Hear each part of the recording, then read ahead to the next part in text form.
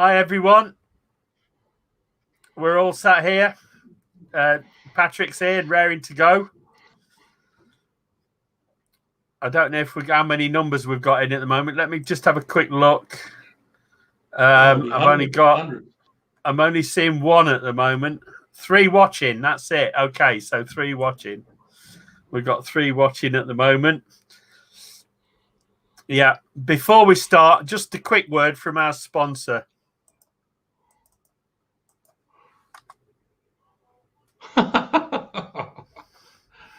You had to do it, didn't you? You had to do it.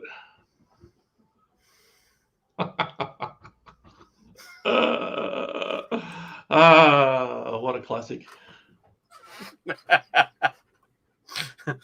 Right. Well, what a classic. We've got yeast extract wars going on here between the British and the Australians, and it's a Cold War. It is a Cold War, and we each that's it. Lisa, hi Lisa, hi Mike. Nice to see you. I bet now that I've run that one, I need to get out of there. Charlie Pickles is here. Oh right, excellent. Well, welcome, Lady Helen. Lady Helen's here. Hi. Excellent. Let me have a quick look. Let me call up me questions. Questions. Do I have to answer them? Well, you have to, because these guys in the chat, they're savages, mate. They'll rip you apart if you don't answer the questions. I suppose it is an interview. Yeah, they're mean, you know. They're not going to take no for an answer. Oh, absolutely. No. We'll wait till a couple more get in, and then we'll talk. We'll start it off, shall we? Yeah, absolutely. Fine. Whenever you're the man. Hi, Carol's in the house. Hi, Carol. Hi, Carol. Snow Pony, Tonya. Snow Pony's in. Hi, Snow Pony. Who else of us? Tonya's in. Lisa's in.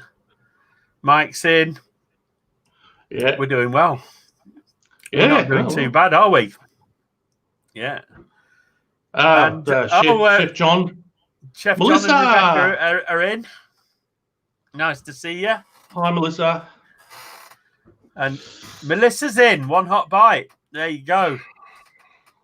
Right.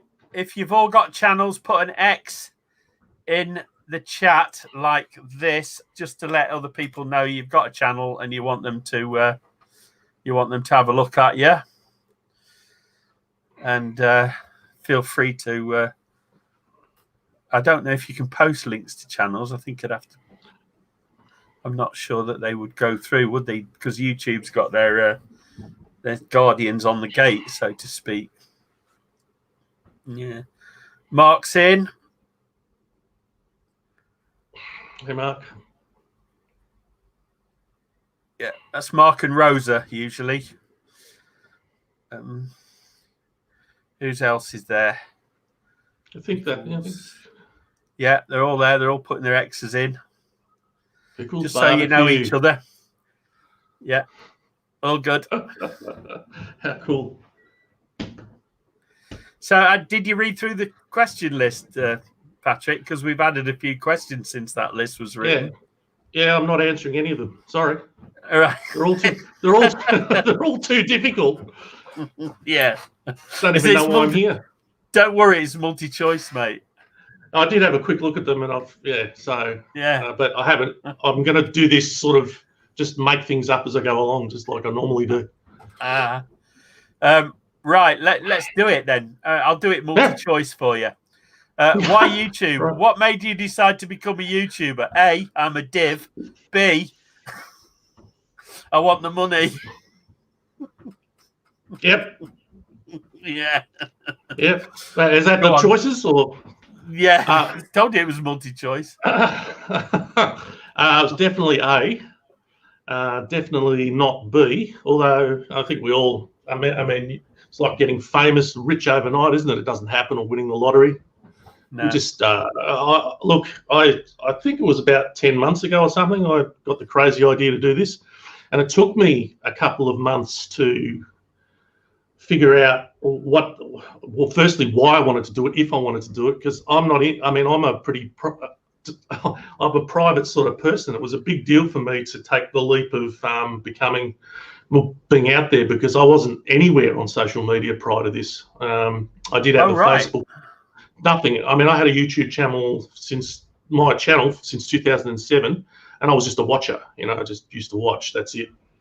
And then I got this crazy idea, nearly a year ago to start doing this, and I just thought, bugger it, I'll try it. Why not? Yeah. Why not? And give it a plan. Yeah. Yeah. And I've met some fantastic people, including yourself, mate. It's been awesome. Yeah. You will. You'll meet more as well as time goes on. Oh, yeah. Some amazing people. You can't imagine where this is going to take you when you start. No, I had no idea. I had no idea in October 2016 that by August 2016 I'll have been to Trinidad and met all those people, and it just didn't occur to me. Yeah, it didn't occur to me. I'd read some stuff from Mark Wiens about starting your own channel, because I admired Mark. I have a lot of foodies admire Mark Wiens, but I admired him. But he puts I don't know if he's still got it up, about people that are interested in starting a channel. And I read that, and he said the same. He said it'll take you places you never expected to go. I love that video that you did where you did the Mark Wiens smile.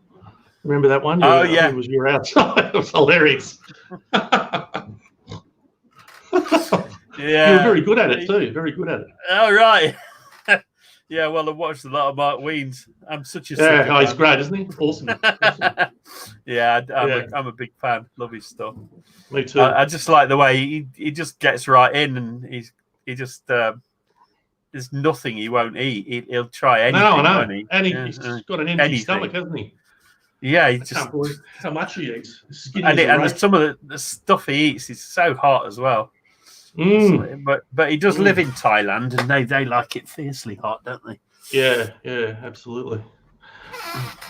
Anyway, with the YouTube thing, it's just I've got no idea. I mean, it's, as you said, it's nothing like what I expected it to be, especially in terms of I've never met so many great people. I really haven't. It's been I've had very few really no negative experiences so far, but there again, it's early days. But it's just been fantastic.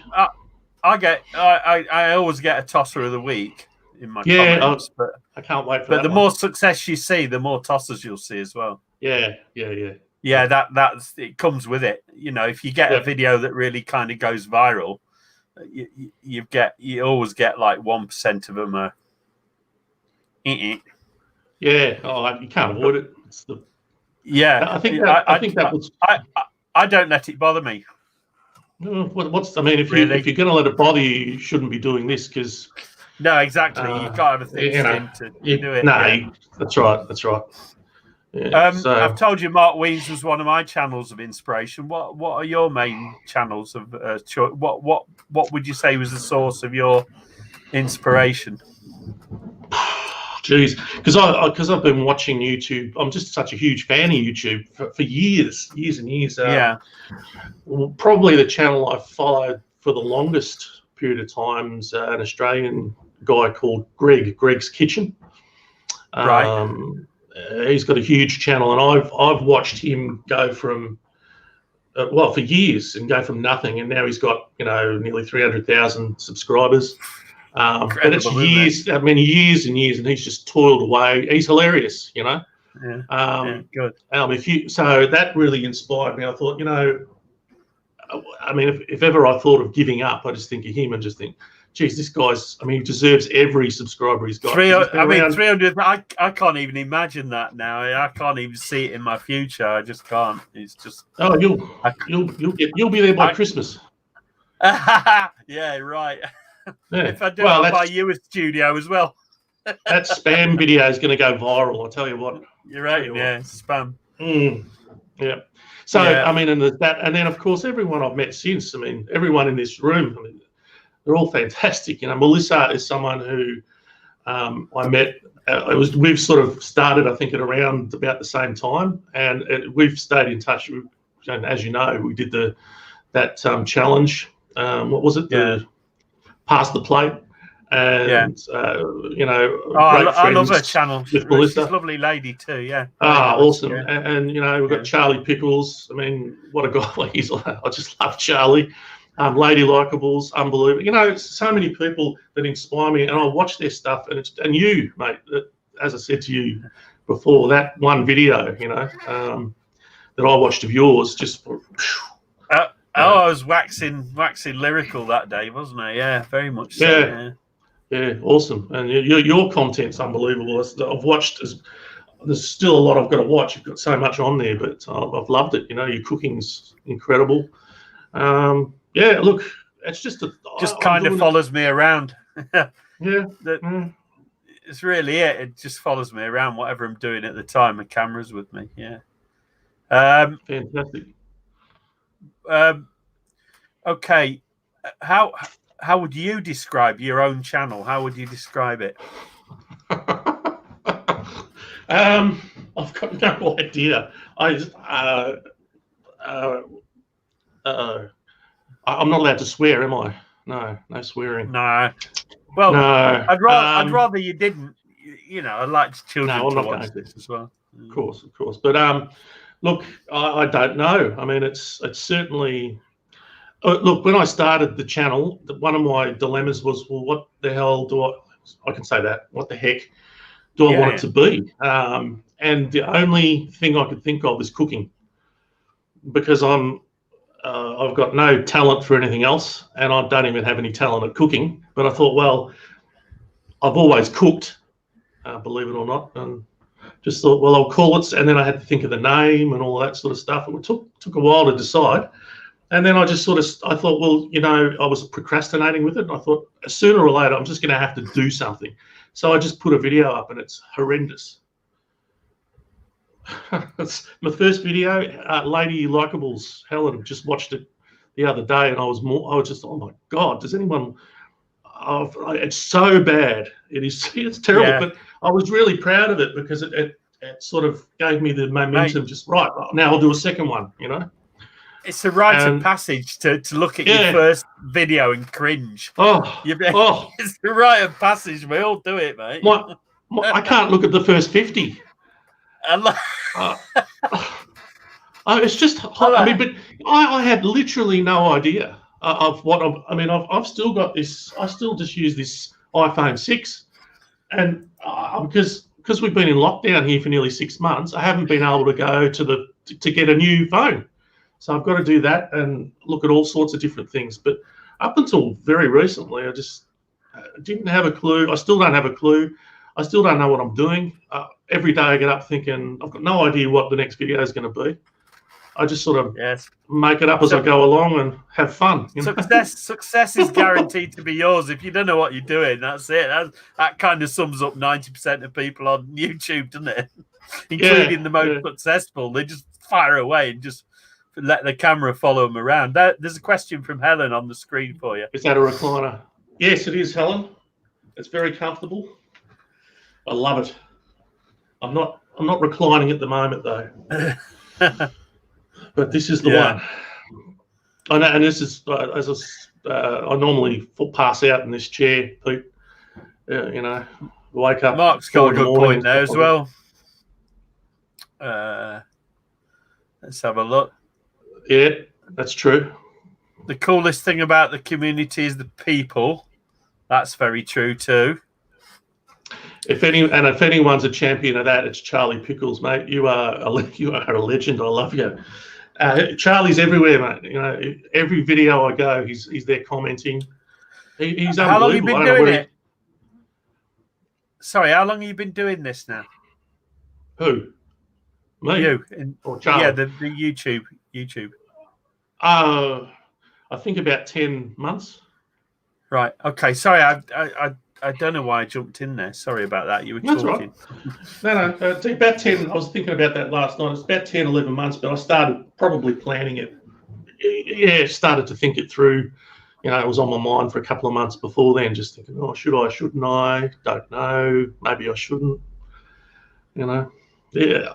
Honestly, just got out of bed one day and said, right, I'm doing it. I just did that first video. This is kind of Charlie Pickles put it in, like, just do it, just put a video up and you'll never look back. It is kind of addictive, isn't it? Because once you've got one up and you're doing something, you're thinking about it all the time. And then you think, well, that might make a good video. That'd be interesting. That, you know. Yeah. And I've got this dirty great list now. I'll never get to it. Never get to it. Oh, I know. It's endless. It's endless. But I mean, you know, I'm not really. I don't think of it really as a cooking channel because I can't cook. You know, you've got to be kidding me. Yeah, you do. You come up with some great stuff. Yeah, but you concoct, and that concocting is great fun, isn't it? I mean, it's cooking on the fly. That's what I do. You know? I mean, I can't compete. Well, at least what you do is original, mate. Well, yeah, I hope so. I mean, no one else is. No, it's not really. It's not really a competition, is it? I mean, it's like no, it's not. Everybody brings something to the table, and you know, I watch YouTubers that are much more skilled than me at cooking. Hey, Skip, how you going, Skip? Lots of them. Is that Long's Quest, Skip? Yeah, that's Skip there. Yeah. Yeah. Well, Skip's awesome. I love. Fantastic. So. Yeah, where were we? Well, you've kind of preempted what prompted you to go in this direction. Which is your favorite? Which is your favorite of the videos you've published so far? To be honest with you, that one, the spam one, and for two reasons. Because we've had one of the harshest lockdowns in the world here in Victoria. Yeah. I've been confined to this tiny little flat for 6 months, so I couldn't get out. And I've been wanting to get out and do all sorts of things, you know, just to change it up a bit. You've been going totally stir crazy then, right? Well, it's just that it's limiting, you know, because you can only do a certain. My kitchen's so tiny, I can't. It's hard for me to, you know, have variety in what I do, and I love that spam video just because I could get out and I just something different, you know. Yeah. And that was the one. I mean, I like that, you know. Like I say though, I mean, the first 50 or 60 videos, I can't. I think I cracked 100 videos. Someone told me. I haven't counted it. All right. But the first 50 are just horrendous. Yeah. I've often thought I should delete them. You know, just I can't even look at them. It's just horrible. But all the advisors I read right at the beginning, they said you need at least 50 videos before you start to get off the ground. Oh, so, at least. I thought at the time, 50, it's going to take me forever. And it, you know, you do 2 a week, and you're doing it in 25 weeks. So it's not quick. No, you know, before you that's before you get any purchase at all. You know, really on the market, isn't it? Yeah. So that spam video was a good one, and you know, it's hard for it's all a blur. As soon as one comes out, as soon as I do one, I forget it, and I'm already thinking of the next 2 or 3 that I'm going to do. You know. Yeah. So it's like it's a blur, and because I'm not organised, I just one day I'll get up and have this. I've got to do this, and everything will just be put aside, and I'll do it, and then a couple of days will go by. Pretty impressed with your zoological skills on handling the spam. And the freezer trick, that was really good because, mate. Listen, just getting the armor off it, mate. You're very modest because I know that you knew about the freezer trick and you didn't do it in your video, which is very dangerous because they can just kill you. Yeah, I was just trying to be an Ardnot, mate. I tell you what, thrill seeker, Pete Thomas, unbelievable. And then the way you opened that tin of the peas, astonishing. Yeah. Yeah, evil. Yeah, unbelievable. But we've had a lot of fun, you know. I've got two ways of taking can lids off. I'm a real adventurer, me. I'll tell you what's funny when you do videos like that, some of the comments, because some people, they, you know, especially if they don't know whether you're being serious or not. Like, especially with me, I have to be careful. I can get really carried away and be completely stupid sometimes. And I think sometimes people aren't sure, is he being serious, or what am I supposed to say here? Am I supposed to say ha ha, or is he being, you know? I hope nobody took my postmodern eggs serious. I was off my nut. I don't know what was going on inside my head that day, but I just had a thing about the pretentiousness of some of this postmodern art. So I thought I'd do a video like postmodern eggs. And some of the best stuff is when you're great at it. You're just very deadpan, you know. Yeah, it's hilarious, you know, because there's a few people out there that do that, and I love that sort of stuff, you know. Pickles is quite surprised that the asylum guards let you out, mate. Yeah, listen, I bribed them. You know, I paid them lots of money, mate. Yeah, lots and lots of money. Oh, you threatened them with some spam. No, you can't threaten them here. They'll just put you away for life. All right, okay, yeah. You know, it's bribery. Charlie bag Pickles. Squeezer. Who's a bag squeezer? A bag squeezer. Is that what they call me? Oh, okay. That's a good one, Chef. That's super. Right. No. While I think of it, which of your videos did you have the most fun filming? Well, like I say, probably the most recent one, because I was just outside, you know. You was let out, yeah. Yeah, and it was really weird because I had the spam on the bloody park bench, and people were walking past, you know, looking at me, and so that was weird too, because I've never filmed outside in public. It's always been in here, so it was sort of weird with people walking past, wondering, I wonder what they, you know, they probably think I'm some sort of weirdo, you know, which I am, but that was the fun one, yeah. Oh, I'm a bag squeezer. Oh, you poo. I'm a bag squeezer. Oh, he's probably referring to my tea bags. I'm definitely a bag squeezer. Oh, yeah. I like my tea a little bit stewed. Yep, I hear you. I'm trying to think. I suppose that one's the freshest one in my memory, and like I say, as soon as I do one, I'm on to the next one, and I can't even remember what. I can remember the one before the spam one. It was that meat thing that I did. That was all right. But I mean, look, it's all. I like all of them because that's why I'm doing it. Okay, if I wasn't enjoying it, I wouldn't do it. We're just going to quickly go to a break for a message from our sponsor. Oh, here we go.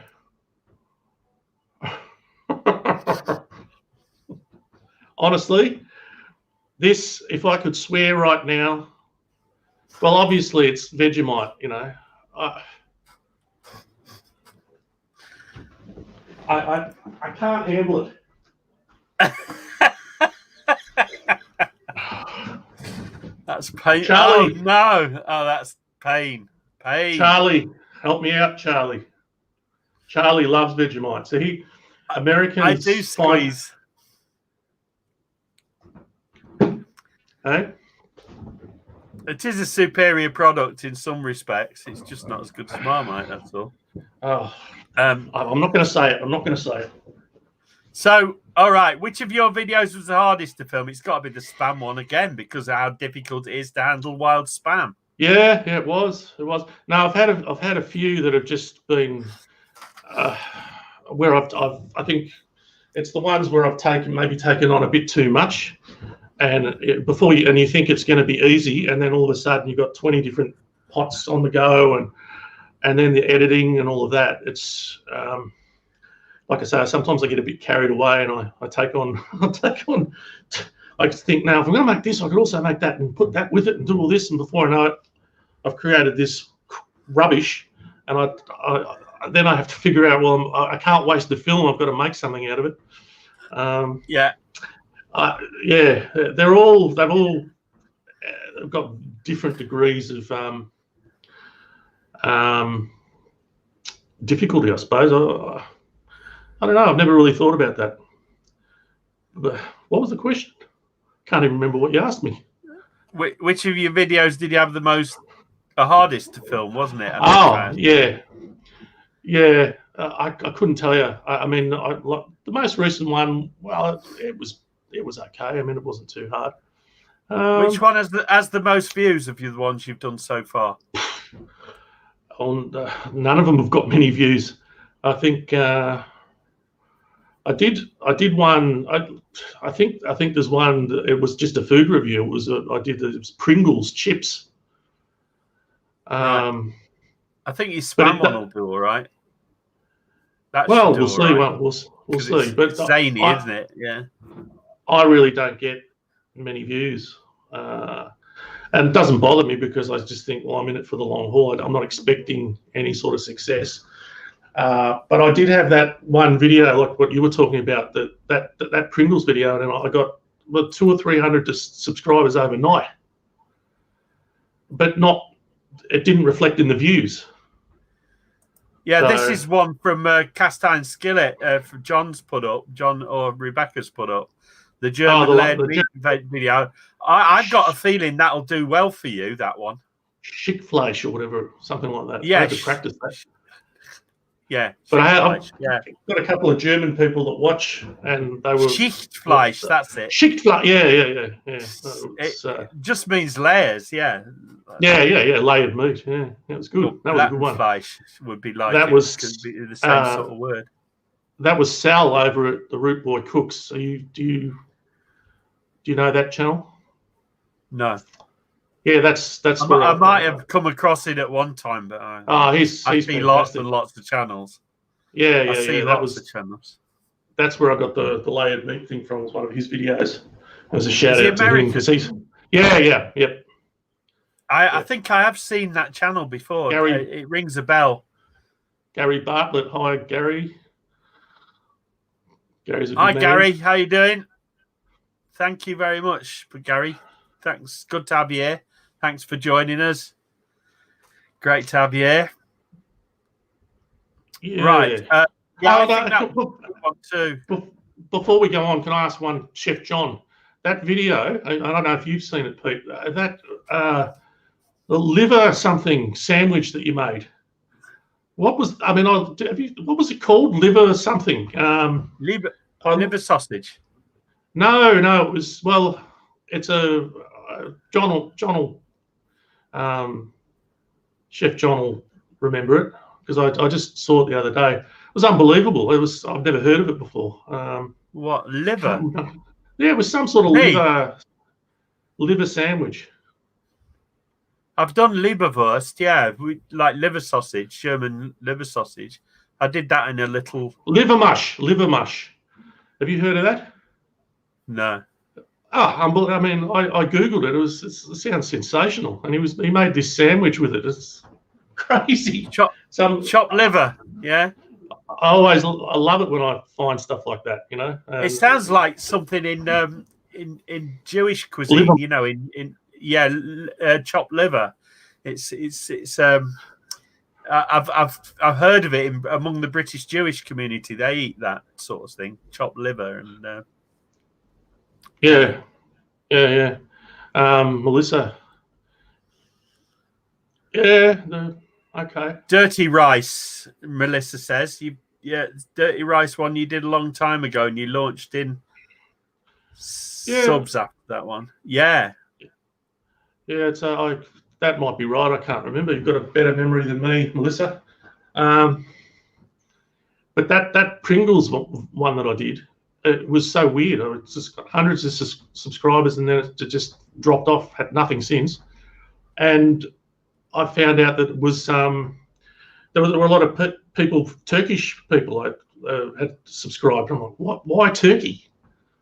Why not?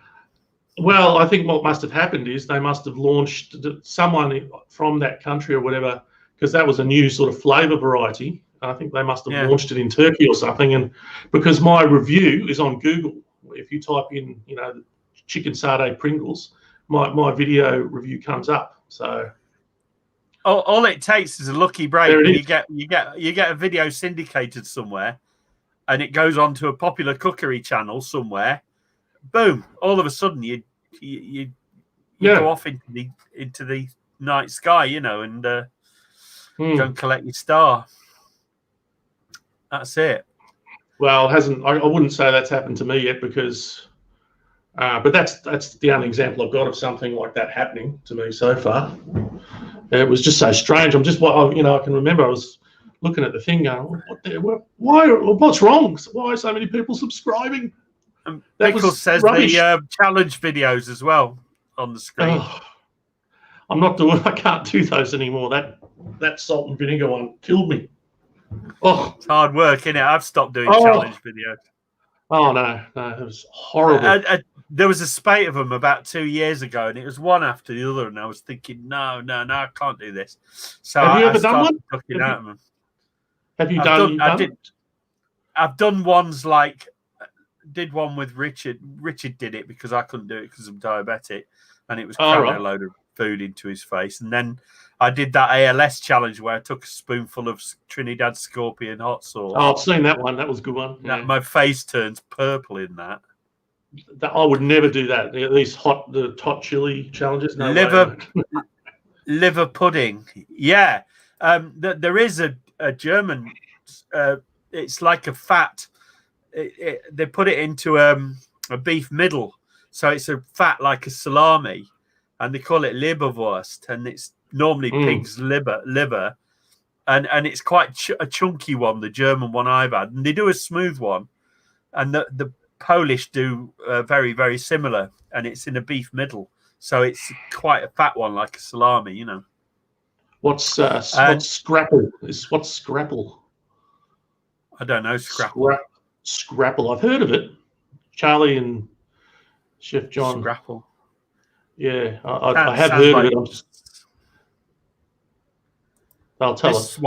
This is one I've eaten a lot. Mustard and raw onions on rye bread. That's kind of a German thing. That is, yeah. It's a German and Polish thing. That is, yeah. Can't get enough of that stuff. Love it. I also love it with sweet pickles, with sweet pickled gherkins. It's really nice. Do you hear that, Charlie? I'll tell you what else to be. You know that sweet Aussie pickled cucumber stuff? It's like a relish. It's like in a little green tub, in it, and it's green. Yeah. It's like a burger relish, only it's cucumber relish, and it's super sweet. What you mean. It's delicious. And the Australian one is the best I've ever had. I've had Bix, the American one, but the Australian one is really good. In fact, there's about several different varieties. But in Vic, it was one with a yellow lid, and I was always sort it out when I was in Vic. Looking for the one with the yellow lid. You've never spoken like that about Vegemite, mate. I do about Vegemite, but I do say complimentary things about Vegemite, even though in my heart I know it's wrong. Dear. Liver bush. And then, of course, there's the good old black pudding. I love black pudding. Yeah. There's from that little deli, my local deli, I can get some Polish black pudding, and it's a bit more like black pudding was in Trinidad. It's not thick and solid like ours is. Okay. Because yours is like the British one, isn't it? It's kind of thick and solid. Yeah. But the Trini one is kind of loose in it's still in the sausage, so when you chop it up, it just kind of goes to mush. But the Trini one is really good when it's fried up with peppers and onions and stuff, and then they just chop it up and throw it into that, and then you sort of eat it out of a little plastic cup, and it's fabulous. Sounds great. There's this one place that I went to in Trinidad where it was just like a little street stall on the corner of a field, and they did oysters, and they did this black pudding, and these little tiny oysters. Black pudding. There you're talking. Wonderful stuff. Beautiful stuff. Yeah. So, how do you come across your recipes? How do you formulate them? How do you put them together? I just make it up. I mean, so look, there are a few that I do. You know, if I do, you just throw a load of stuff against the wall and see what sticks, right? Literally, sometimes it's just like that, and sometimes I'll change. I'll start thinking it's going to be this, and then I change it into something else. Emma's in the house. Hi, Emma. Emma. Hi, Emma. Hi, Emma. Nice Great to see you, darling.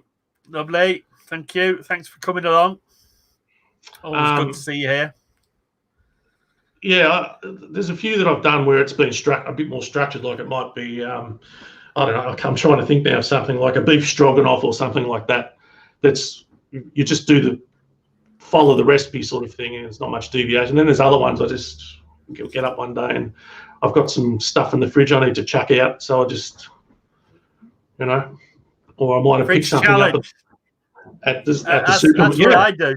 I look in the fridge and then I do an Emma, you know. I call it Emma because I learned it from Emma, you know. It's just whatever you've got, turn it into a meal.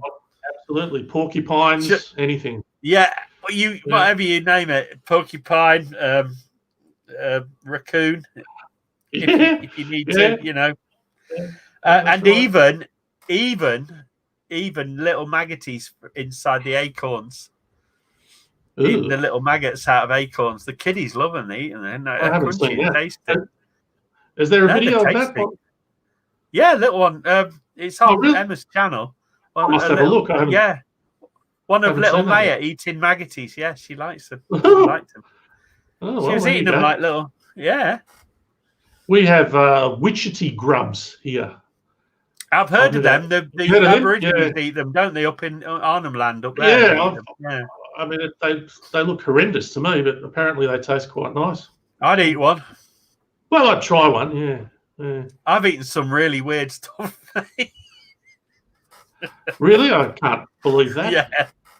Yeah. What's the weirdest? What would you say the weirdest thing is you've eaten? Oh, by far. Well, I've eaten as a cinema snack. I've eaten crickets on a stick. Candied crickets. What was that like? And dried flattened squid that was then toasted on a barbecue. I've eaten that dry. You walk into the cinema eating it in Hong Kong. You pick it up with a bag of warm peanuts from the street vendors before you walk into the cinema. But the weirdest thing I've ever eaten was in Macau, which is a former Portuguese colony, not too far from Hong Kong on the coast there. It was a sea slug. A sea slug? Yeah, and it tasted like, or the texture, if you can imagine, pork rind that's been turned into crackling. Yeah. And then put back into a sauce and cooked. So it's like spongy and meaty flavoured. And that's what it was actually rather good. I can see why it was a prize dish on the menu in that fantastic seafood restaurant in Macau. It's amazing. It was. It really was. And I was. We were there under. There was one of the Chinese explosive companies trying to get space in our warehouse, so they took us for this fancy jolly all of us over to Macau on the jet foil, and then we had this fancy slap up meal. Sounds awesome. Sounds awesome. All right. I'll tell you. Can I just tell you this? I'll share this with you. I've never forgotten this. I went to Iceland. I was in Iceland, and the best meal I've ever had was in Iceland, and it was basically a piece of fish, just a bit of fish, and a bowl of fish soup. And it was. I've never forgotten it. I don't know whether it was because it's Iceland and I'm there, but I don't think so. It was just I'd never tasted fish like it, and I've never had soup like that. I've never forgotten it. Isn't that, you know? What was the fish like? Did it have a strange texture or?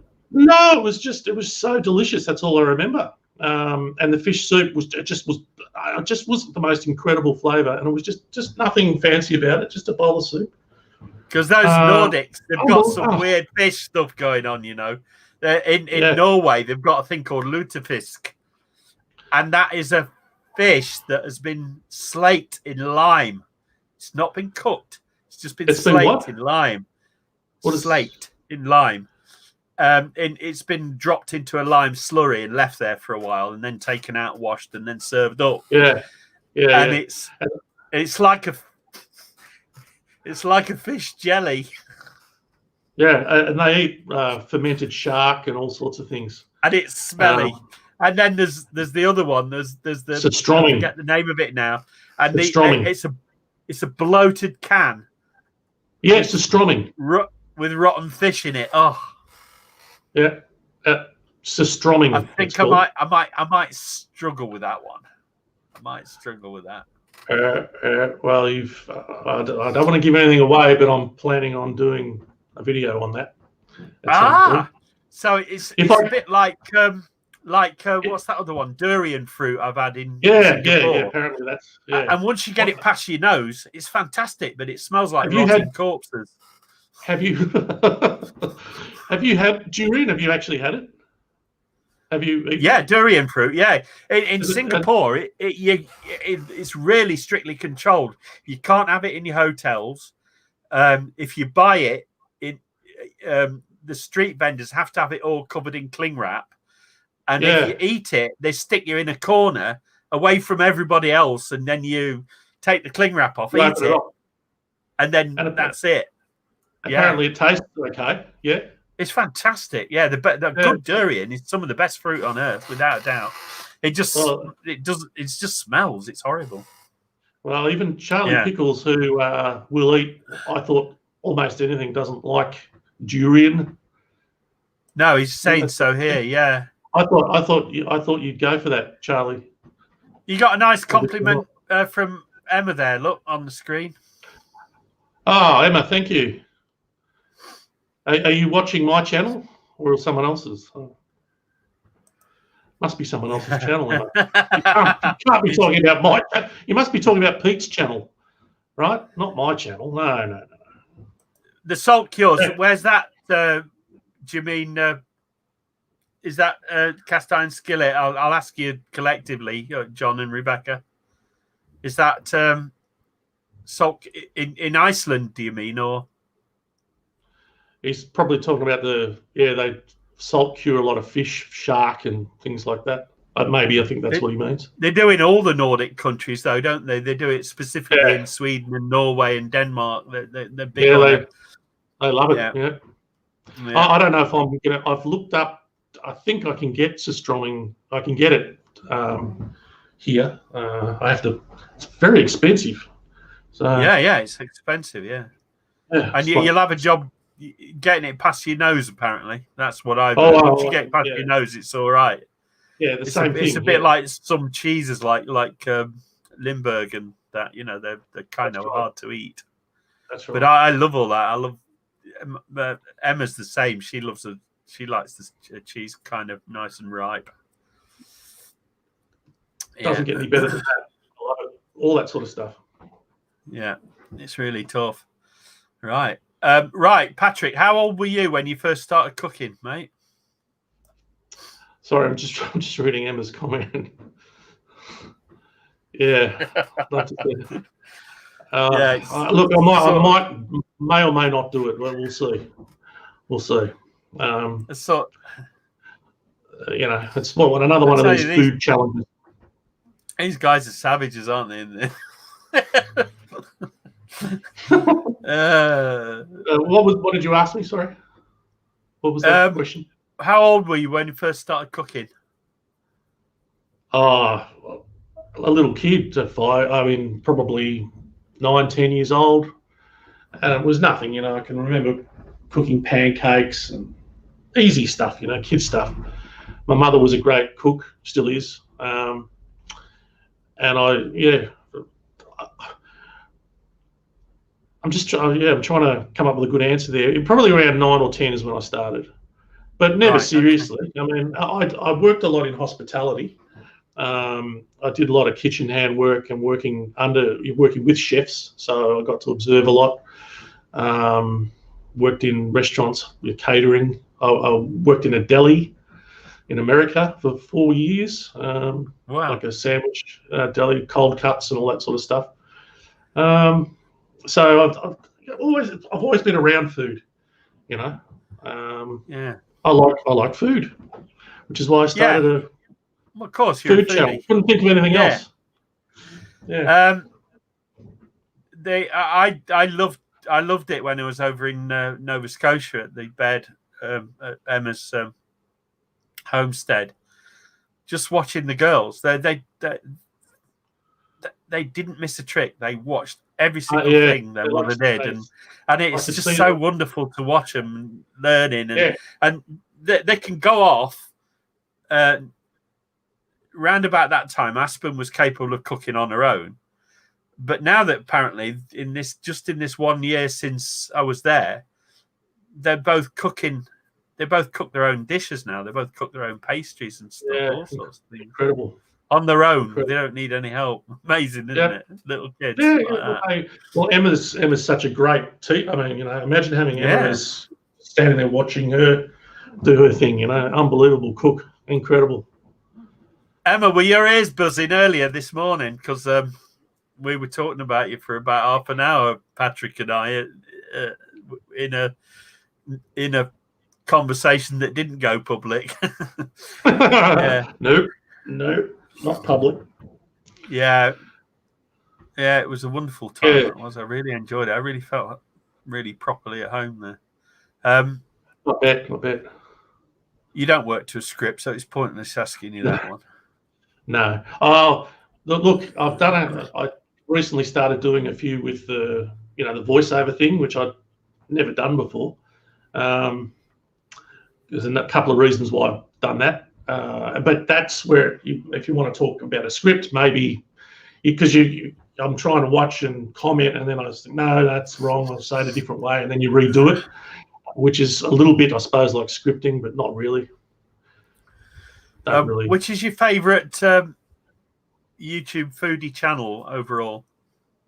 Yours, Pete. Oh, all right. Apart from mine. Except for that Marmite video, I didn't like it.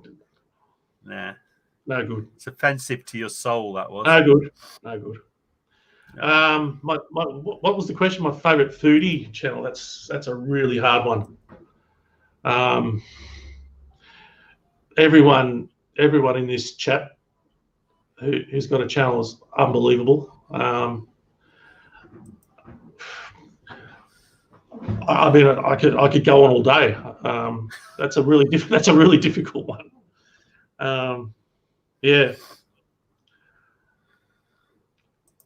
Foodie channel. I couldn't tell you. I honestly, everyone is just. I get so much inspiration from everyone. With me, I would probably say it's whichever one I'm watching at the time, because true. I love. Well, I particularly like channels where they kind of make things up of their own. I like things when food is food fusion and things. I particularly like that. I love to see that when food fusion happens. I kind of like that a lot. And also taking classic recipes and just sort of giving them a bit of a twist. Melissa's great at that, because the stuff that she does, make anything healthy. It's unbelievable. Question from Lisa on the screen. How many? About 1,050 or 60 or something, I think, Lisa. Yeah, just popped 1,000, didn't you? You done all right. I was nowhere near 1,000 at this time in my development. Yeah. It's not, as you were talking about with Chef John yesterday. It's not all about the subscribers. No, it's about watch time and engagement, and all sorts of. They're very important metrics. No, the watch time. Subscribers is not terribly important. Once you got to the 1,000, you can monetize as long as you got the hours, and you got the. You need 40,000. What hours, don't you? 4,000, I think. 4,000. 4,000, yeah. The way to do it is to do more lives. You'll get a lot. If you do lives, you get a lot of watch time. Yeah. Yep. Yeah, that's right. And just get as many of the Savages army to join in at the time, and that's the best thing. Thank you, Lisa. Yeah, it's a funny thing. I mean, it's very tempting to, be obsessed with the subscriber. How many are there and all that. You just try not to think about it and get on with it, because if you do that, it's like watching a pot boil. You just, there's another one, and then there's another one. I just try and forget about subscribers and just do it. Just have fun. Have you set any goals? Have you set any goals for like, short term, long term, anything like that? I wanted to get to it. I obviously wanted to get to it. It'd be great to get to 1,000, and then, like I said, it was overnight. Just 200 or 300. You've done that. You've done that. It's behind you now. What's your new goal? Well, that was my goal, and beyond that, I don't really have one. 5,000.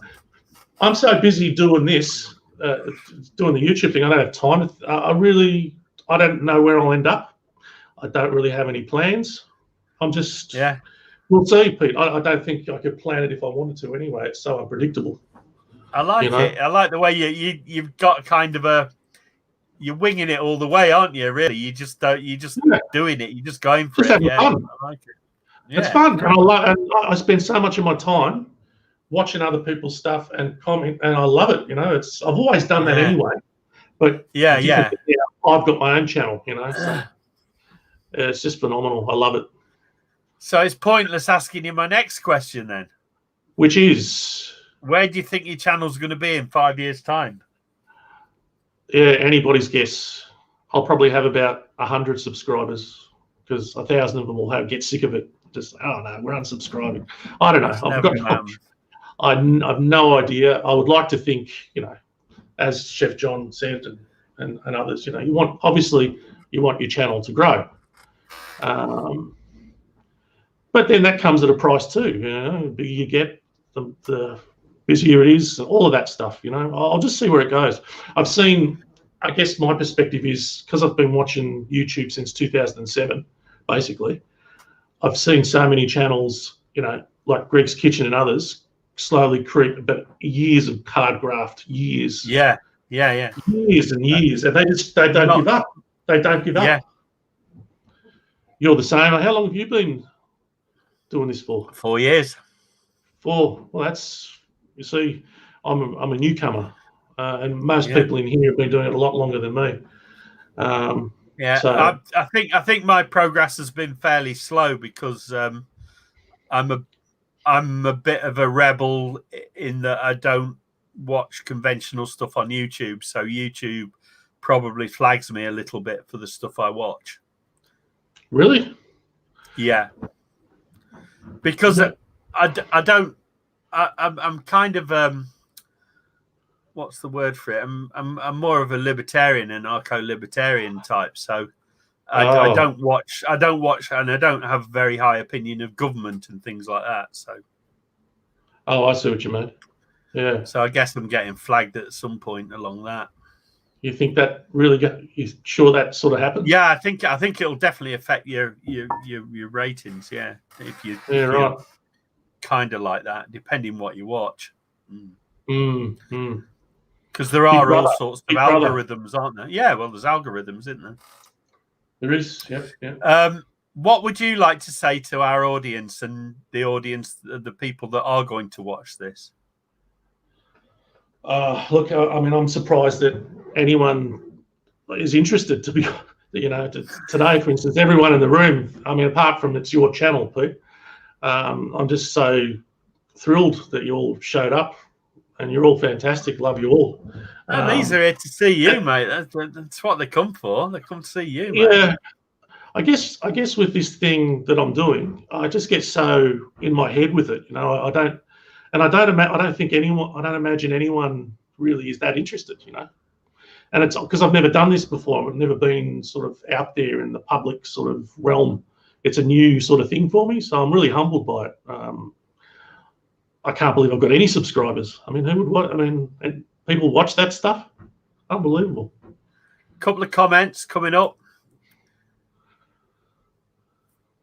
Yeah, I was like that. I was stuck on 12 for it seemed like forever.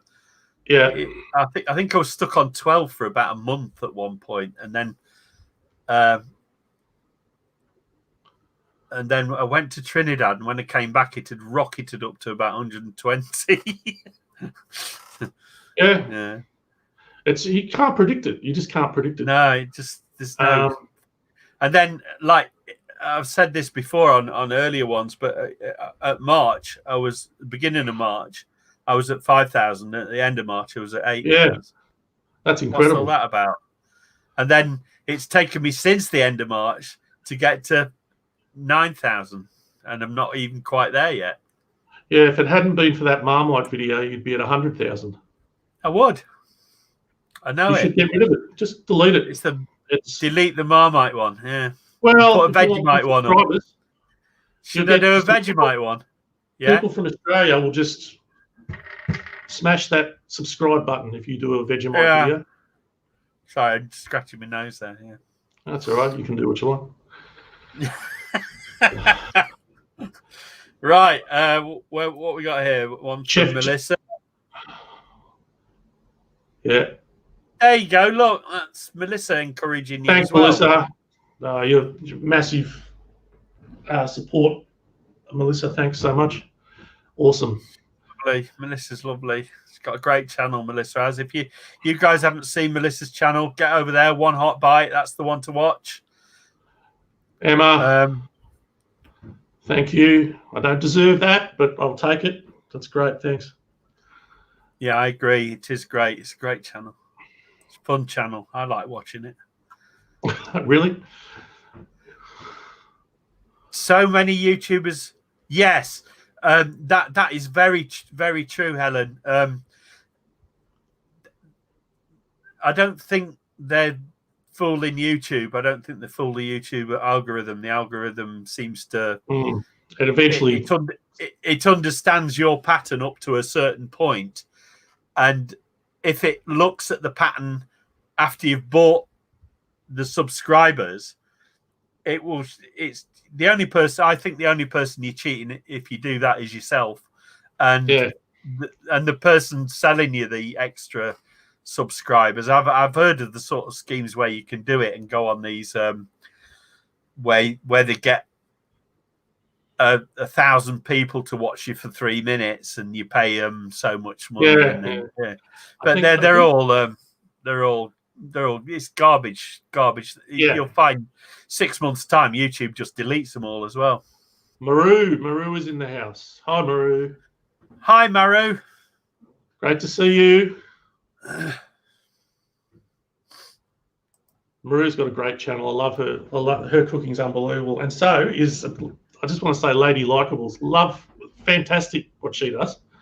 Yeah, I like Helen stuff. And she's so sort of, so a lot of times I'm looking at what she's cooking, saying I couldn't cook that, and she's saying, I just threw it all together. Unbelievable. Throws it together. Yeah. Just casually throws together a great meal. Yeah, she's fantastic. Maru's like I really enjoy. I like the kind of food she cooks because I love South Asian food. Yeah, and I love it when she does those nice South Asian recipes like fish things and chicken and all them good things. Because I like those really beautiful aromatic herbs like kaffir lime leaves and lemongrass and all that. I really love those. Yeah, me too. Fantastic. YouTubers, yeah. That's right. That's right. Yeah, there's a lot of fakery goes on. You get these kids come up from nowhere, and all of a sudden they got millions. And yeah. But then they're doing something really important like makeup. Yeah, speaking of makeup, I haven't even got any on today. Hey, look, if it's what people are watching, you've got a lot of young kids go on there want to know how to do the makeup. Some of them are girls, and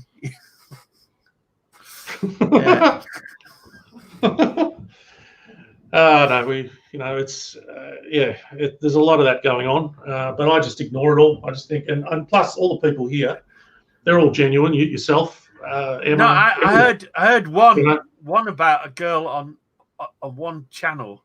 I think it was on, and she was selling her bath water to these simps, that were buying her bathwater. They were paying her $20 for a file of her bathwater. Maybe I'll try that. How crazy is that? I mean, how mad is that? It's insane. Yep. And what sort of guy is going to buy it? I don't even want to know what sort of person would buy it.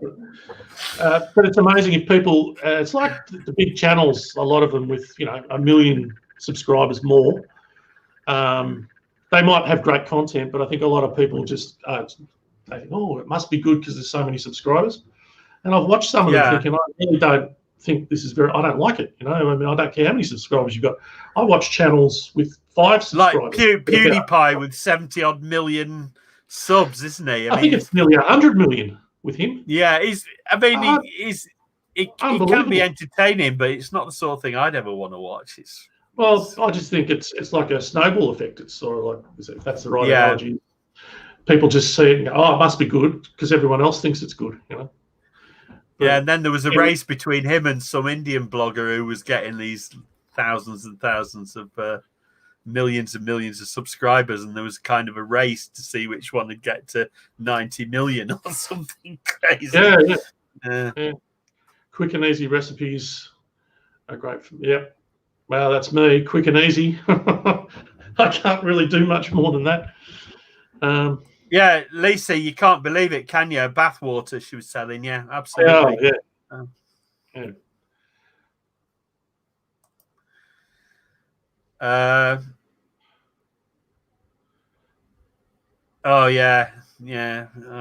not into all that fakery. It's just doesn't seem.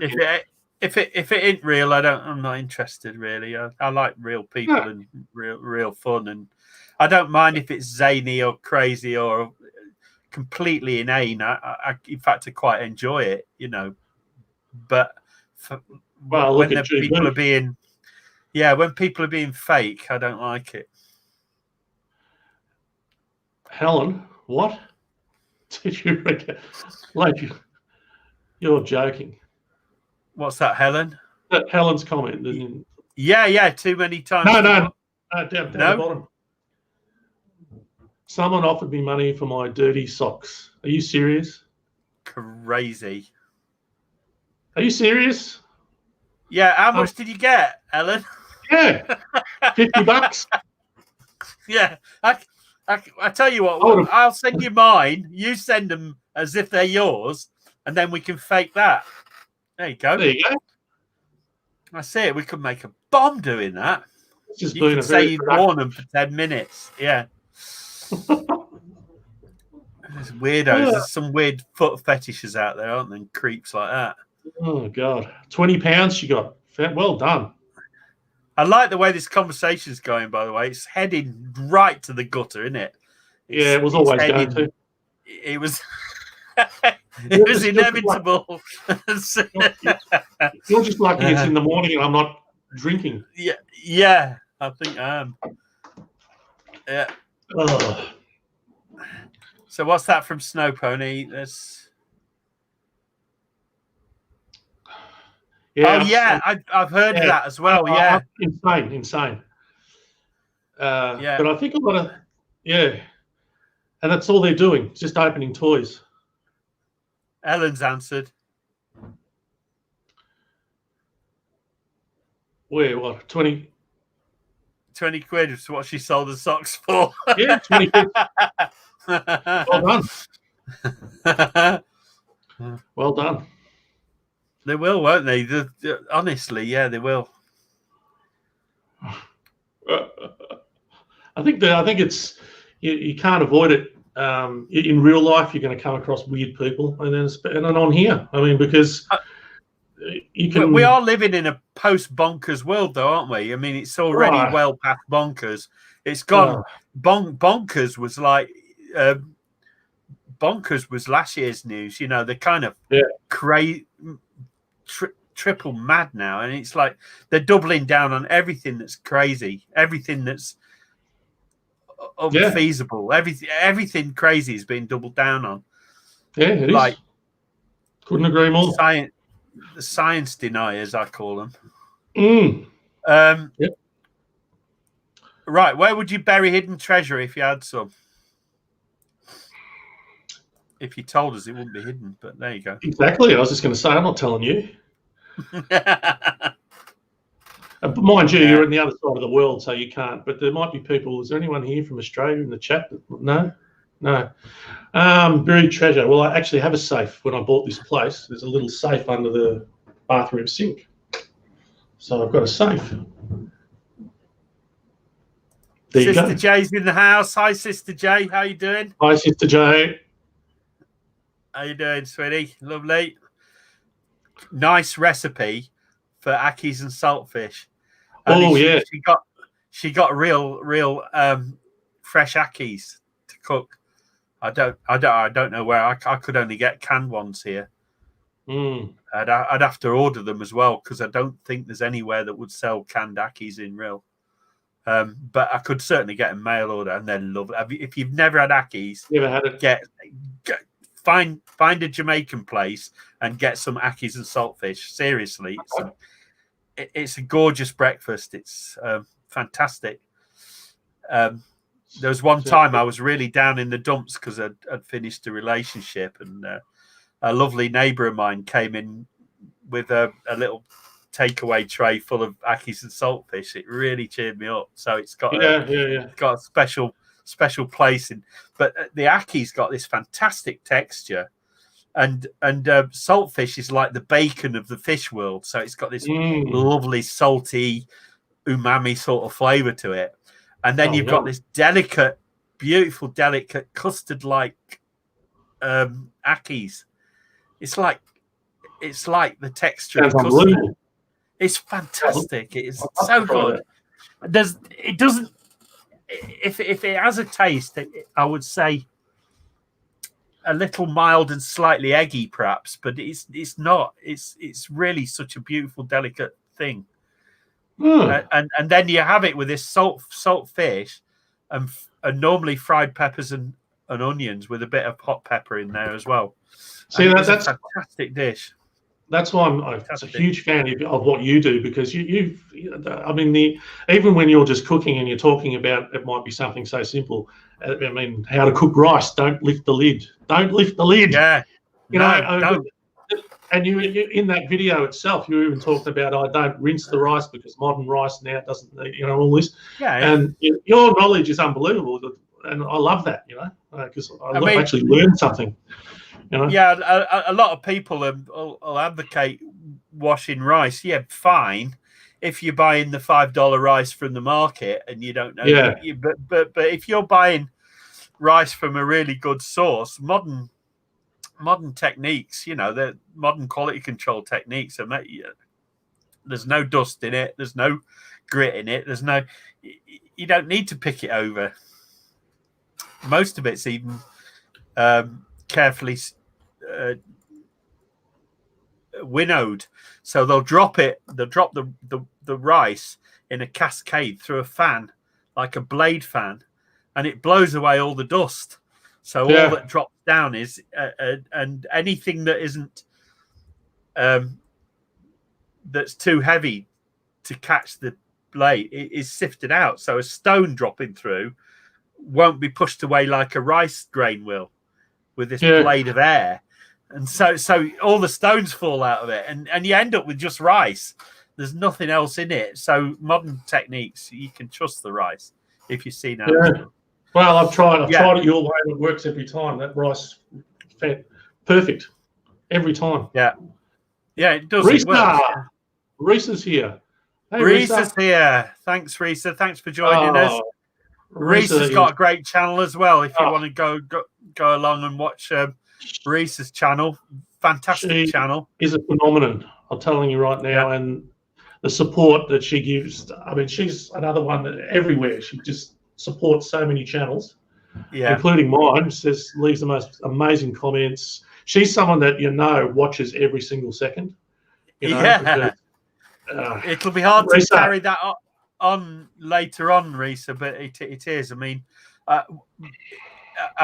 I'll have to confess, and we've said this with Chef John and Rebecca yesterday.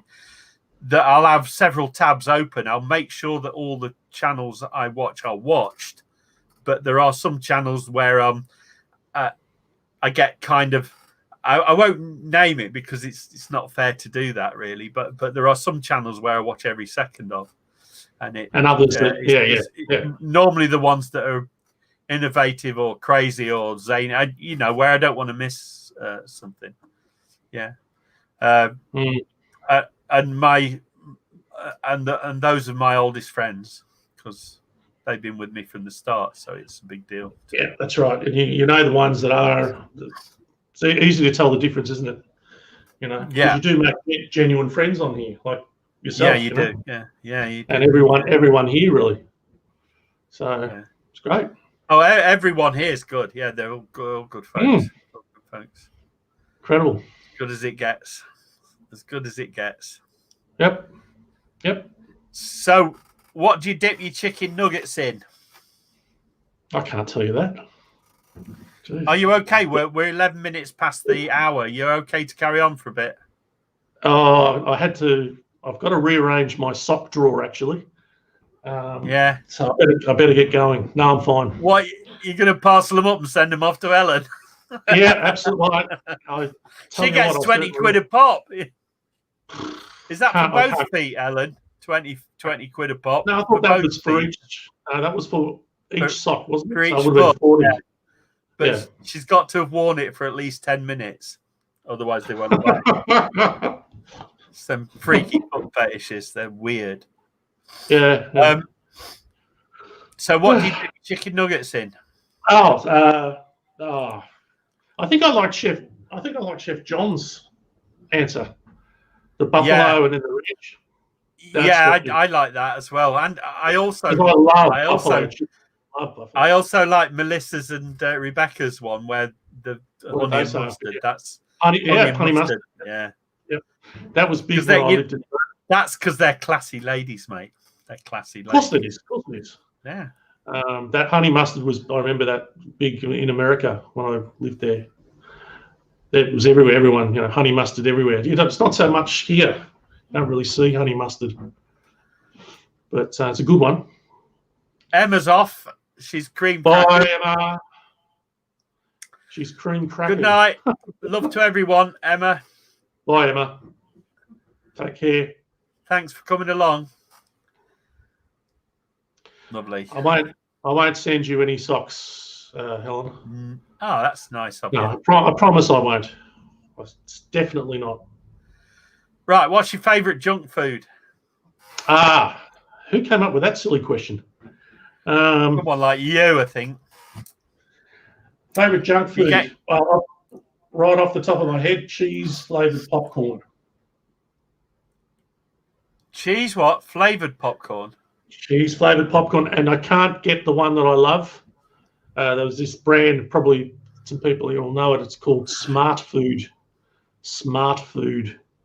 And it's just cheese-flavoured, white cheddar cheese-flavoured popcorn. That you can get cheese-flavoured popcorn here, but it's rubbish.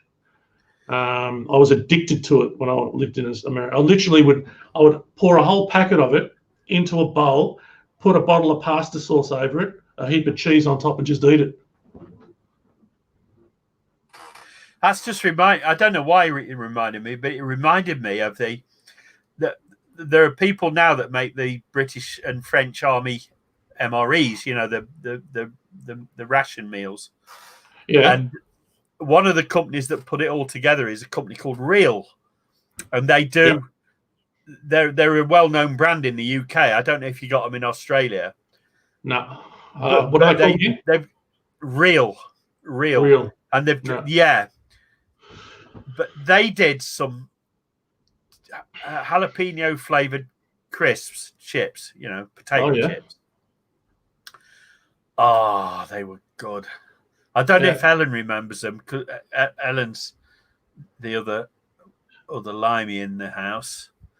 Whether Helen's tasted them, but they're called Real, and they do all the flavors. But for a while, I'm sure they did this this jalapeno flavored one, and it was the best crisp I'd had. It was so Sounds good.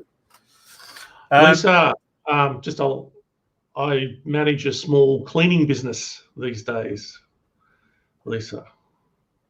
So that keeps me occupied in between videos. There's plenty of money in that around our way because there's a lot of caravans on the seafront, and they rent them out by the week. So the cleaners have to go in and clean them out. If you're lucky to get a contract with a caravan site or with someone like Those Seasons or someone like that, you'll make quite a lot of money. Yeah, Charlie. I'll see if I can get an image up for you, Ellen. You'll probably say aye when you see it. Yeah, Charlie knows the smart food I'm talking about, and he likes it. Yeah, I was absolutely addicted to it, and then I moved back to Australia and couldn't get it. Ben & Jerry's ice cream. I like. You ever had that, Pete? Ben & Jerry's? No. Yeah, of course, in the UK. Yeah, it's like there's Baskin and Robbins and Ben & Jerry's. Yeah. Not that I don't eat much of that, but I used to. Loved it. Oh, and I don't think I'm going to find it. It could, because it's such a common word, isn't it? Real and food. Melissa's got to go. Melissa, thank you so much. Thank you so much. Have a great night. Bye, Melissa. Thanks for coming along. Really appreciate you coming along. Yeah. I'm not going to find it. I know what I'll find. Real. No. Yes. This is the one. Let me show you.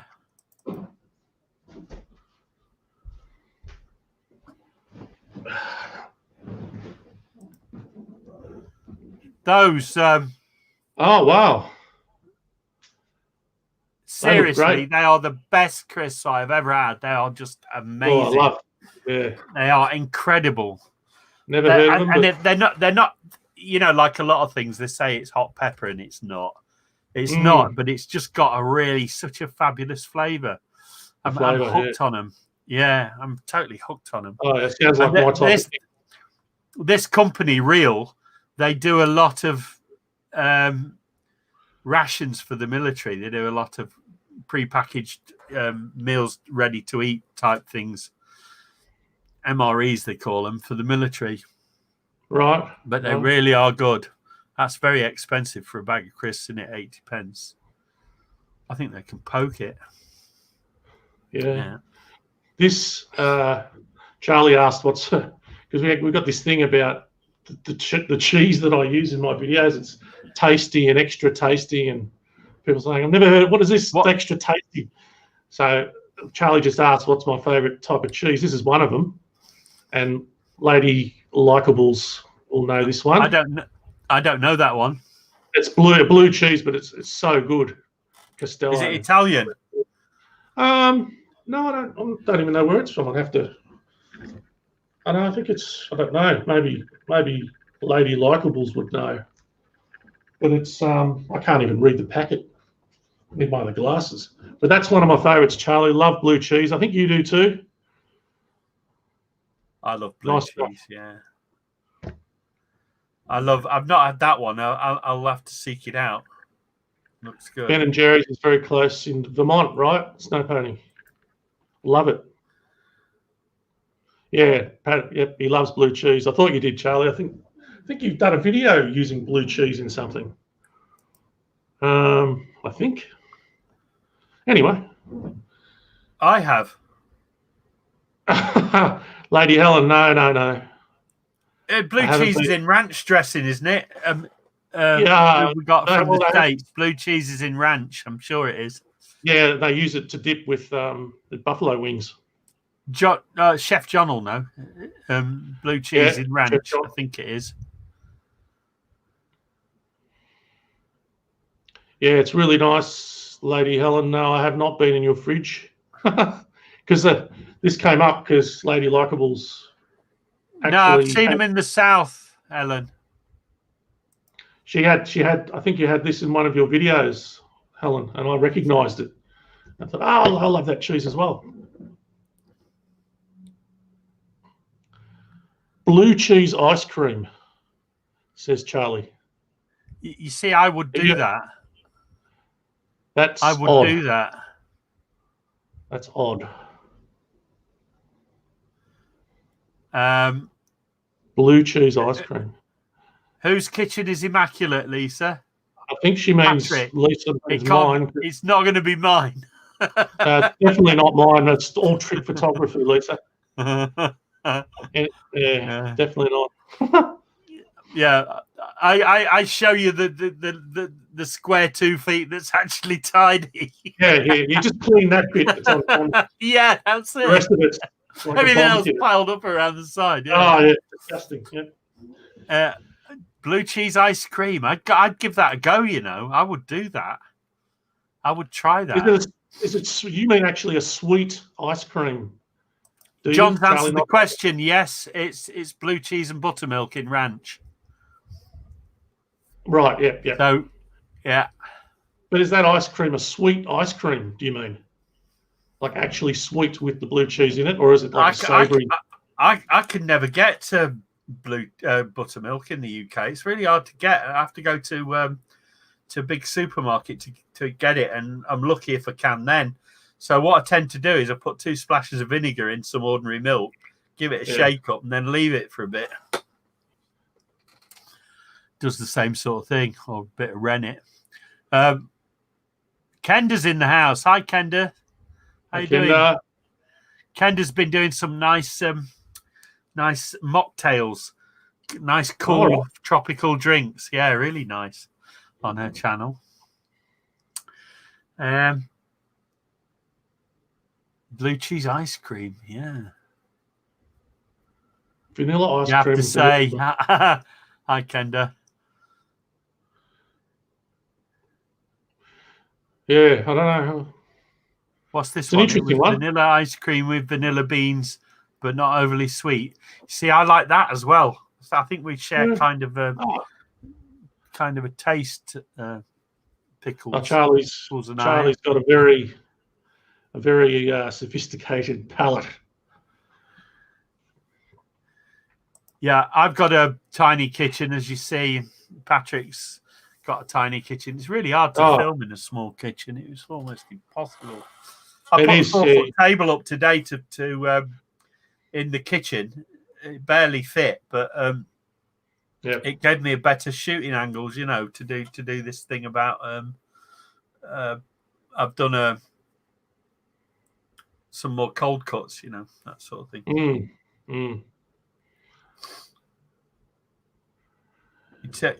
Here, you can take whole milk, shake it up, and the leftover is buttermilk. Yeah. Right, because, if you take whole milk and shake it, you get the butter in the whole milk sticks to the container, doesn't it? That's butter, and then what's left is buttermilk. Yeah, of course it is. Wow. Because they used to churn it, didn't they? They'd have this like barrel set on a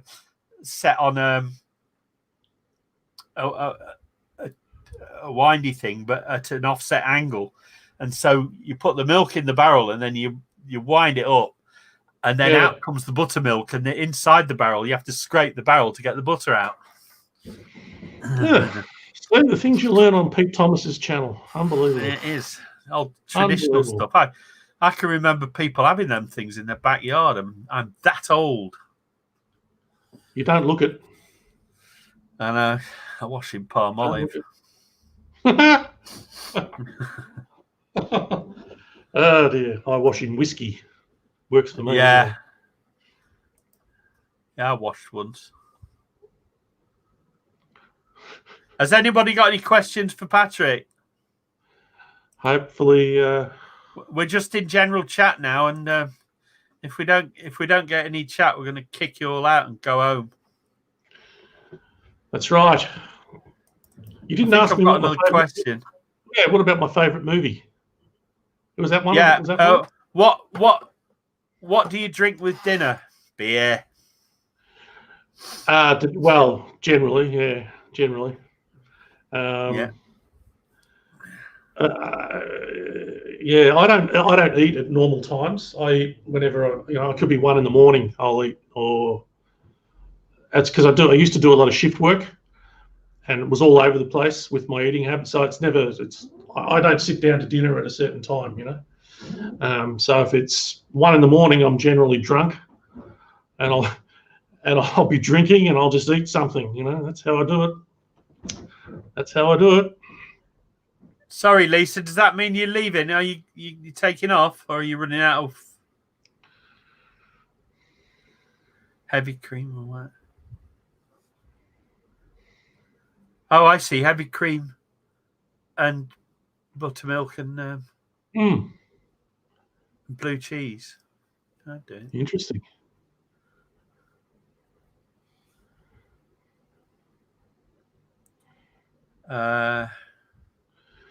Where are we at? Pete would play me, Charlie. You've done really well, Lisa. Thank you. You've put some good questions up. Yeah, thanks, Lisa. Very good. You did. Kept it going. You keep it running on. Right. What did you want to be when you was a little boy?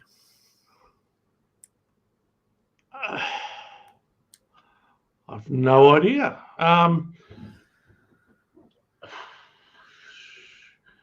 Oh, gotcha now, Lisa. Yeah, thanks. I never really had any sort of grand plans, to be honest, as a kid. Never thought about it. I mean, I ended up studying music and gave that a red hot go for a long time as a musician. But no, as a kid, I never really aspired to. I'm not one of those people that woke up one day and say, "I want to be this." That never happened for me. What sort of discipline were you in music? What sort of way did you go in music? Did you go rock and roll or? Well, no, I started studying classical music, percussion, drums. Yeah. And then got sick of that and became a heavy metal headbanger for a long time and played in bands and things like that. Had a lot of fun, from what I can remember. 1812 Overture was the ultimate drum one, wasn't it? That was a big one for the production, wasn't it? Yeah, yep. So no, to answer that, never had sort of a clear path. I love classical music. I really do love classical music. I'm one of those people that spent all his life and never went to an opera. And then when I went to an opera the first time, it moved me to tears. Yeah. I went Peter and Dot, and it blew me away. Totally blew me away. Yeah. And Aida. Oh, God, I love Aida. I love Aida.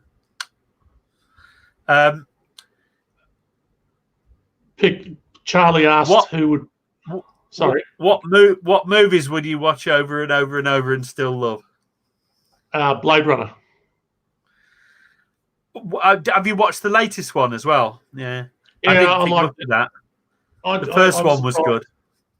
I was surprised how much I did like it, but the first one I've watched probably 50 times. Yeah, it's an amazing one, isn't it? Phenomenal movie. I used to go and see it. They had a theatre here that played it every Sunday night, and I would go every Sunday night. Fantastic, complex characters in it. Really amazing. Oh, yeah. Love that so much. Yeah. Oh, you do? Yeah. The original Blade Runner. The new one's all right, but it's not a patch on the old one. Oh, no. Charlie wants to know, did you see that one, Pete? Sorry. Who play your own background music? No, before that. No, the one before it. Who would play me in a movie? Oh, that's good. Who would play Paddy in a film version of him? I said you. Pete, you'd do that, wouldn't you? You could play me. I'd play you in a movie, yeah. Practically look identical. I'm going to add that to my questions. That's a good one. Yeah. Who would you... Maybe you, Charlie, you could play me. To play you in a movie. When I get to cast... with me, it's going to be hard enough finding someone who's as dashing and handsome and debonair as me. But That's what I thought. I was thinking probably someone like Roy Kinnear. No. No, you're almost as good looking as me, so that's yeah, almost. That helps. That's it. Yeah, it helps. Of course it does. Yeah, absolutely. So I've got a new questions list now, boys and girls. It's got an additional question in it. So, have you ever cried because you were so happy? Blade Runner, Kenda. Blade Runner, I'll put it in here.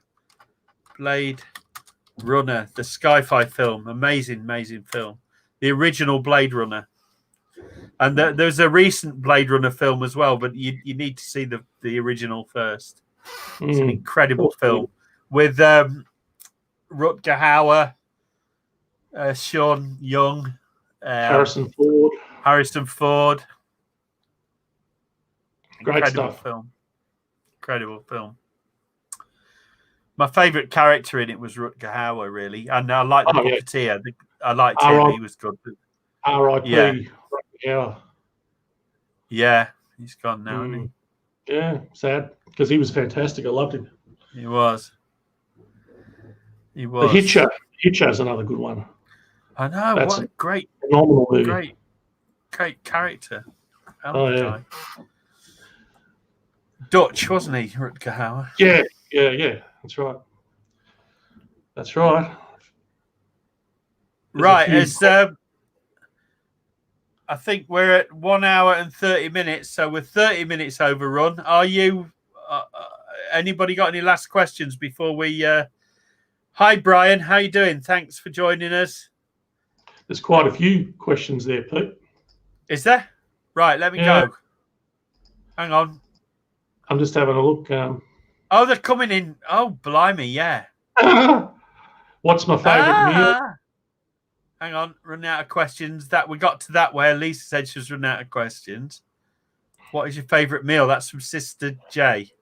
Gee. Anything that Pete Thomas cooks. Yeah. Yeah. Look, I just love food. Anything. What about a pie floater? I fancy a pie floater. Floater, mate. Pie floater. Yeah. Good on you, mate. Yeah, I'd like a floater. I'd like to try that. Yeah. I tell you what, just a good old-fashioned Australian meat pie is what I like. Yeah, they look good. Yeah, really nice. Awesome. Delicious.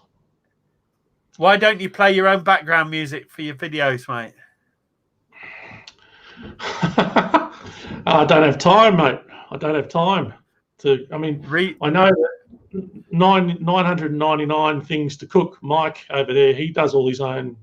You do pick good music for your videos, though. You do pick the good music of the stuff you've got available. I got in trouble, didn't I, for running Patrick's video because he's got permission on the music and I didn't. So I should have thought of that. I should have thought of that. Yeah, I don't know. I didn't even think. I didn't think of it either. Here's one for you from Chef John and Rebecca. Do you have pets? No. I live in a tiny little flat, a tiny little apartment, and no. Yeah, I had pets growing up as a kid, dogs and cats and things, but no. And because I work a lot, so you can't really have a pet. It's a big responsibility. No. One from Helen on the screen. Oh, if I won the lottery, I think Helen probably knows the answer to this. I would migrate. I would spend I'd be up perpetually in winter because I hate the summer. So right now I'd be up north, probably living in Pete's basement. If I and then when it gets warmer over there, I'd come back here and live in Antarctica or something because that's what I would do if I won the lottery. Yeah, and it wouldn't matter where, just as long as I'm out of the heat. I really don't like the heat. I think if I won the lottery, I would do something like Well, the first thing I'd do is I'd hire the Goodyear blimp, like a big airship to fly around North Wales with that B word on the side of it, just so everyone knows that I'm rich. I'd do that deliberately. And then I'd have to buy a place where everyone could hang out, where all my internet mates could hang out. I'd have to buy a place. Yes. Yeah, it'd be kind of spectacular, but it would have to be near mountains and lakes and things like that. It'd have to be bloody spectacular, and it would have to be an eco project as well. So I'd have a 3-pond system to clean the water and all that, and the food would all be grown in the gardens or farmed locally, and it would be fantastic. It would be the best place ever to live. Could you buy a distillery maybe? That would be good. Yeah, I'd have a brewery and a distillery. Yes. Yeah. Now you're talking. Now you're talking.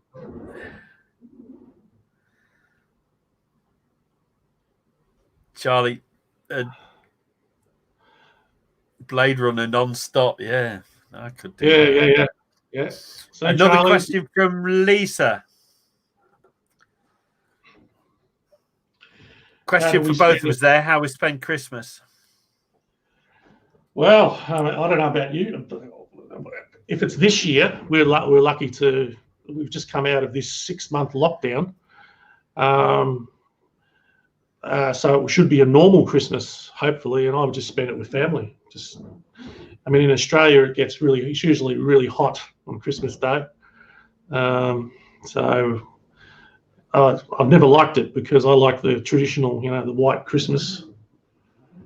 And obviously it never snows here, so probably you have a barbecue, something like that with family.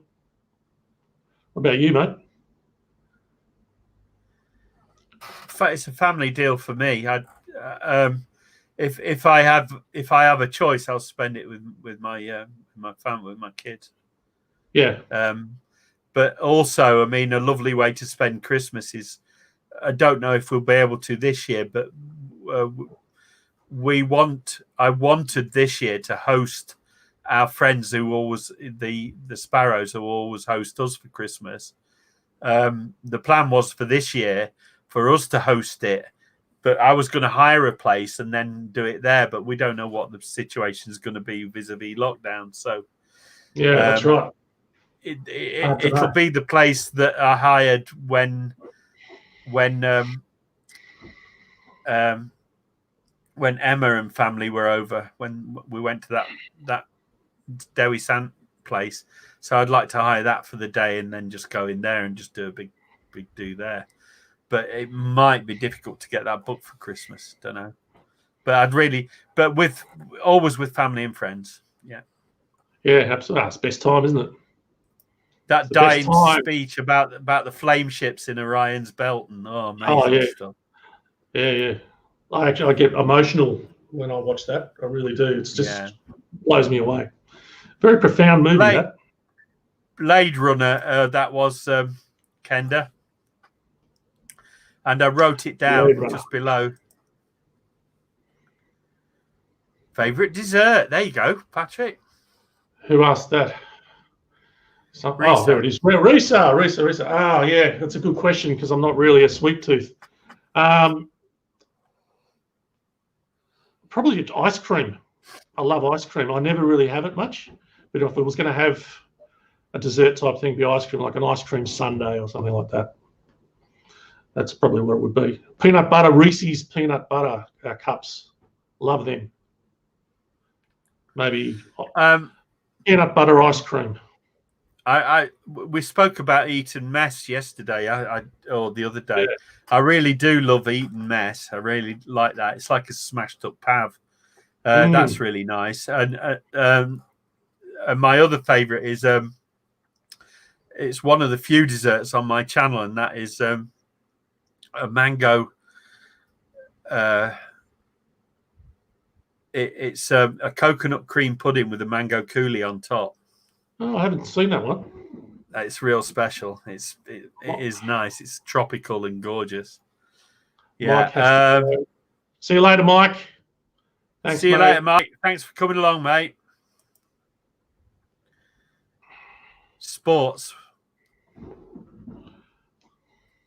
from Risa again.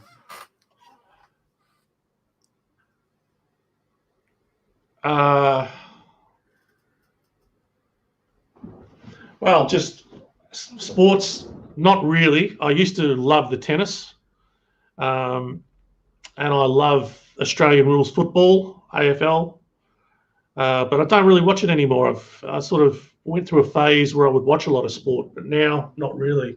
Plus, I don't have time. What with YouTube and all, don't have time to watch sport. But usually, I'll still watch the big sort of grand final sporting event here and all the major ones, but not really a huge sport watcher. There's one from DJ Brian. Is make some pepper shrimp. You've got great shrimp great prawns in Australia. You got some fantastic prawns there. Amazing stuff. Massive prawns. I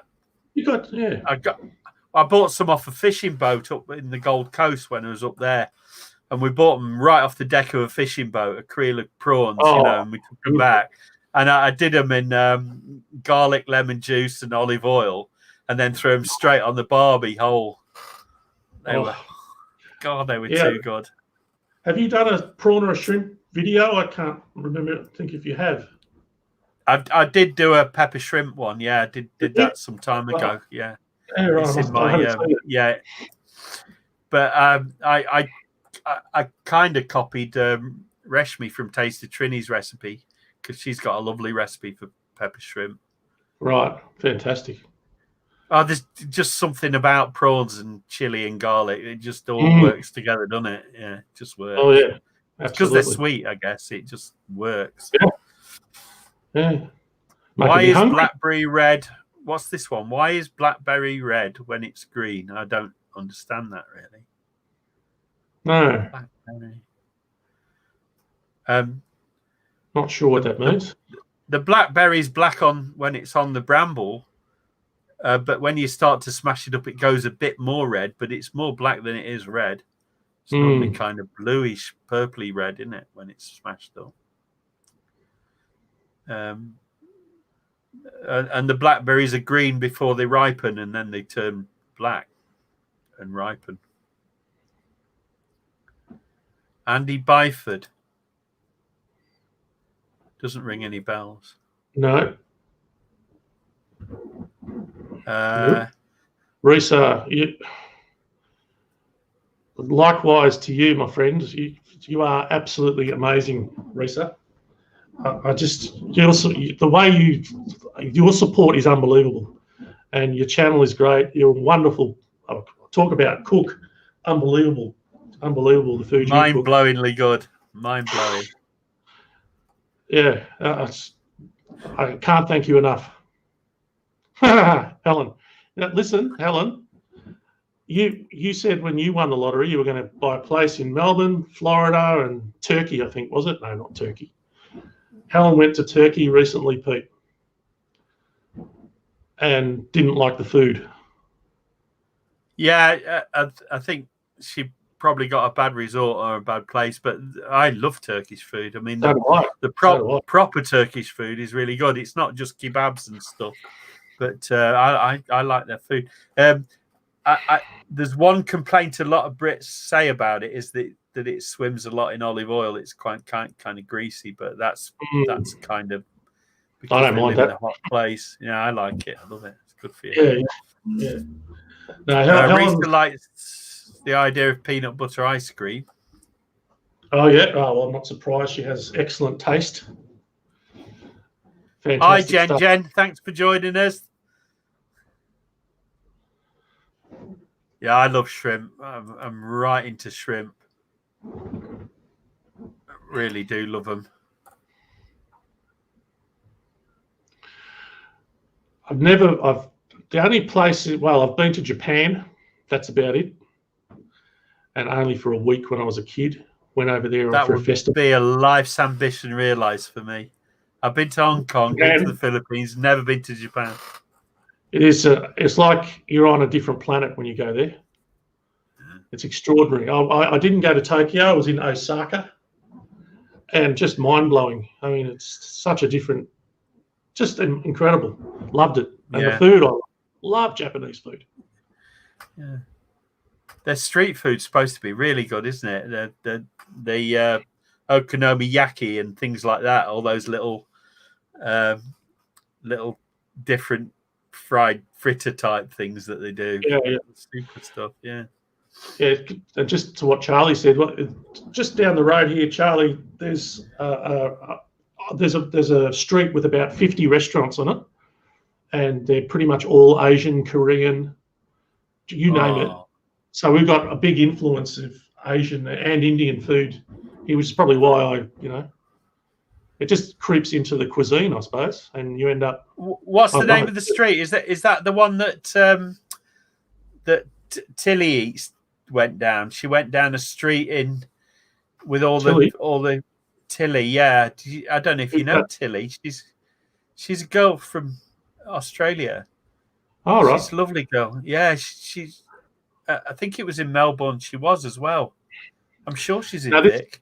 This is just I've not seen a lot of her for a while. I mean, every now and again she posts something on her blog, but she's an Australian girl. I was very fond of her. I thought she had a fantastic channel, but I don't know. She didn't seem to take off, and I think she lost a bit of heart about it. But I thought she was amazing. Thought she had a lot of talent. Yeah, she was funny and technically very good. She'd done a lot of traveling, so she knew her food, Yeah. Look, we're so close to. If you look her up on Tilly Eats, it's Tilly Eats, all one word. Yeah, I mean, she's all over the. I'll put it in here. I'll write it. Yeah, right. Good. Because there aren't many. It's funny. There's very few sort of Australian. Well, obviously there aren't as many, Aussie channels, because there are some, of course, like mine, but it's always good to know another one. Yeah, if you can, she's on. I think Tilly Eats is on Twitter. I know she's on. What's that other one? Instagram. Oh yeah, I'll look her up. Yeah, for sure. Yeah. And she's also on Facebook, but you don't see much of her on Facebook. No. Yeah, but she's definitely on Instagram. Tilly Eats. Right, I think we're getting to the end of it now, aren't we, boys and girls? We're nearly 2 hours, mate. Feels like 2 minutes. Has anybody got any more questions for Patrick? Yeah, Chef John was in Okinawa for a year. Wow, I'd love to go to Japan. Okinawa's it's the southernmost of the islands, isn't it, of Japan, and a lot of Japanese they seem to treat Okinawans as a different sort of group of people, really. The rest of the Japanese mainland, from what I understand, but all the karate and judo all came from Okinawa. Yeah. You'd be proficient in karate, wouldn't you, Pete? I have a nodding acquaintance with the martial arts. Yeah, my dad was a martial artist, and my granddad was. Really? This was in times when nobody heard of judo or karate. And it was just after the war, and in the 60s, my dad had a judo club. He was a third dan kenpoka and judoka, and he had a judo club in Kimberley in Nottingham. Yeah. So I had to do. I was doing dive forward rolls and break falls for 2 years before I learned a single technique. Amazing stuff. Amazing. Yeah. Incredible. Yeah. John was in the United States Marines. Yeah. Amazing. Lady Likeables, Helen wants you to do a video of the markets in your area. Yeah, I will actually, Helen, because I can now get out and about without being arrested. I'm going to do some outdoor stuff, things like that. I really want to do that for sure. Aussie barbecue seems to be blowing up. Yeah. Lisa's got to go. Good night. Bye, Lisa. Thank you so much. And Todd's in the house. Dad, incredible. Andrew Zimmerman. Do you know an Andrew Zimmerman? I don't. Nope. Don't know Andrew Zimmerman. Carol, is that you taking off now, Carol? You going, sweetie? Bye, Carol. It's just that among people from the Caribbean, good night is a greeting as well as a parting. That's why I say Mark. it. Yeah. Thank you, Mark. Dad, incredible. Barbecue and beer Todd. is in the house.